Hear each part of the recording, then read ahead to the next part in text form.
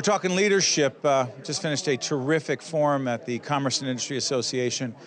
Kathleen Waldron, who is the president of William Paterson University, right in the middle of that distinguished forum with Ralph LaRosa, the president of PSEG, and Mike Marin, who heads up Holy Name Medical Center. Biggest takeaway for you on that leadership forum that you were right in the middle of? I was amazed at both of these gentlemen having 32 years experience in the same company, which is something that is so rare and you don't find that anymore. So they rose up through the ranks to their leadership position, which is a lesson probably that young people haven't heard or don't know about, that people have made their careers that way.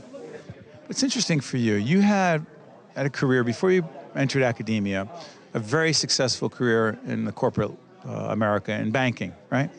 So if I were to ask you the biggest leadership difference or leading in corporate life versus an academic life, it would be?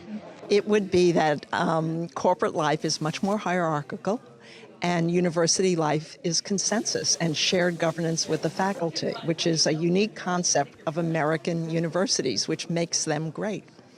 Wow, hold on, wait a minute. So, devil's advocate. So the president of the university can't simply say, all right, look, here's the way we're going to do this, faculty.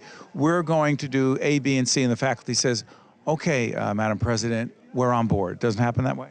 Never happens that way. What is it like? It's really an intellectual engagement. Faculty are intellectuals. They are deep thinkers. They've spent their lives pursuing their disciplines. So they come at a problem or even a suggestion from a very analytical, thoughtful way. Now, they're going to take a long time to think about that compared to a corporate pace of change or innovation. And that's where sometimes you can get conflicts or resistance. But in the end, you're better for the thoughtful decision-making and thoughtful analysis that faculty do.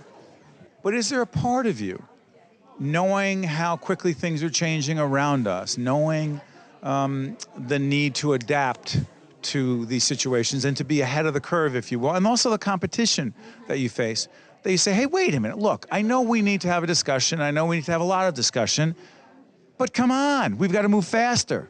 Yes, and I've said that. Come on, we have to move faster. The reaction? Sometimes yes. Sometimes no, but most of the time people understand. And then I appeal to the business school, the Cotsacos College business faculty, and people who have worked in externally outside of a university to move the pace of change. And at William Paterson University, we have 400 full-time faculty, many of whom have had corporate or not-for-profit or government experience, so they get it. Biggest leadership lesson that you have learned in your a few years of professional life would be? The biggest leadership lesson I've learned is to not always think that you're the leader. To be, as Mike Moran said, humble sometimes.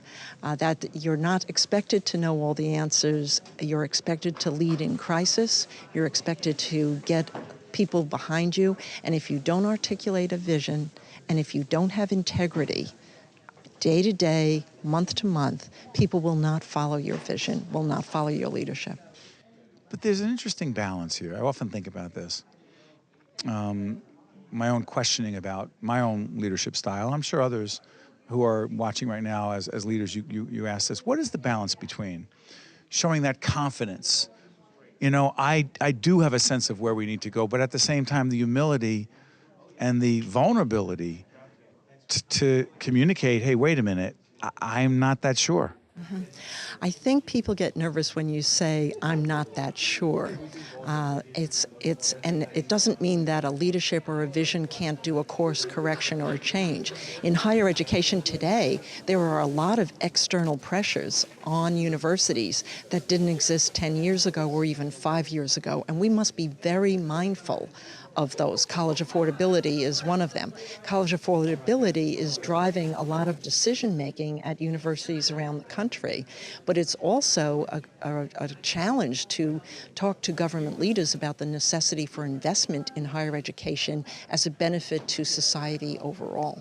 And as a leader, I need to keep delivering that message, not only to the faculty and students, but also to a larger community.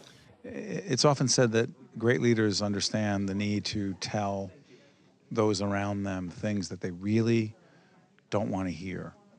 The great Colin Powell in my book, Lessons in Leadership, I quote him saying sometimes, I might get bleeped on public broadcasting, our brothers and sisters might bleep this, great leaders sometimes, quote, piss people off. You say? I agree. I agree. And Colin Powell was a great leader because he could assess a situation, and I met him and talked to him about leadership at one point in my life. I was lucky enough to do that. And what you sensed about the man was that he was a listener as well as a leader. But when he was talking about that, he said to me, when I interviewed him about this subject a few years back, he said, Steve, you don't intentionally try to get people angry at you. That's not your intent. But the truth is, if you're not making those tough decisions that people often may not like, that means you're actually not being a leader. So if people are pleased with you all the time, that means you have failed. So if they're not peeved with you, something's wrong. Is that making sense? It does, and you need thick skin because you're not going to please all of the people all the time. You have different groups that you're leading. And so if you never take a controversial stand, if you never take a firm stand, if you are always trying to win the popularity contest, you're not leading. Well said. Thank you so much. You're welcome. Thank you.